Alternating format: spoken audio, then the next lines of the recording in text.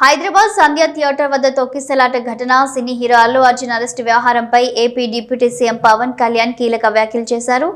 అల్లు అర్జున్ వ్యవహారం గోటుతో పోయేదానికి గొడ్డలి వరకు తెచ్చారన్నారు. ఇక Telangana CM Revanth Reddy dynamic leader అని కొనియాడారు. గత వైసీపీ ప్రభుత్వంలా రేవంత్ రెడ్డి సర్కార్ లేదని చెప్పారు.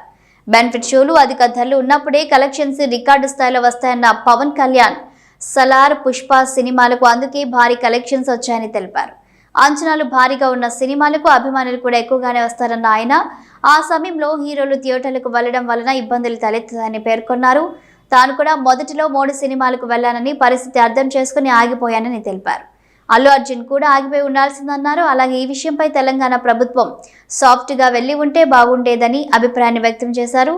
తొక్కిసలాట ఘటనలో మహిళ చనిపోవడం బాధాకరమన్న పవన్ కళ్యాణ్ బాధిత కుటుంబానికి చిత్ర యూనిట్ అంతా మద్దతు ఇవ్వాల్సిందని పేర్కొన్నారు. కానీ అలా చేయకుండా సమస్య అంతటినీ హీరో మీద వేశారని తెలిపారు. అలాగే అల్లు అర్జున్ వ్యవహారంలో రేవంత్ రెడ్డిని తప్పుబట్టలేమన్న ఆయన ఆ స్థానంలో ఎవరున్నా అదేవిధంగా చట్టపరమైన చర్యలు తీసుకుంటారని తెలిపారు.